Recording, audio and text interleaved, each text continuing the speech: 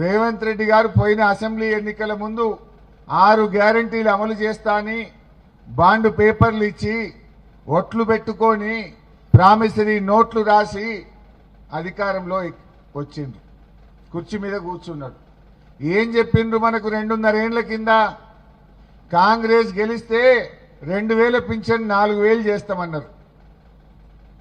అక్క చెల్లెళ్లకు కేసీఆర్ కళ్యాణ లక్ష్మి ఇచ్చిండు, మేము తులంగా బంగారం కల్పిస్తాము అన్నారు. మహిళలందరికీ నెలకు 2500 జీతం పడ్డట్టు బ్యాంకులలో వేస్తాము అన్నారు. కేసీఆర్ 10,000 రైతు బంధు ఇచ్చిండు, మేము 15,000 ఇస్తాము అన్నారు. అన్నారా? అదేవిధంగా ఆడపిల్లలకు స్కూటీలు ఇస్తామన్నారు.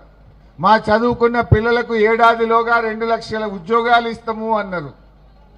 ఇట్లా 420 హామీలు ఇచ్చింది.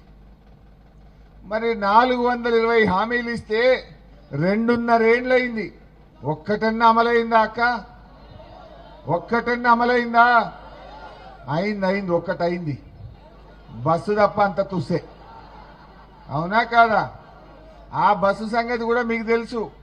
భార్యకు ఫ్రీ, భర్తకు డబుల్ టికెట్. అవునా కాదా?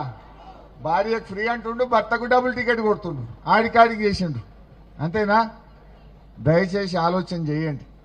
ఎందుకు ఈ మాట మీకు ముఖ్యమైన ఎన్నిక అంటే, ఈ దప్పితే మళ్ళా 2.5 ఏళ్ల దాకా రేవంత్ రెడ్డి దొరకడా?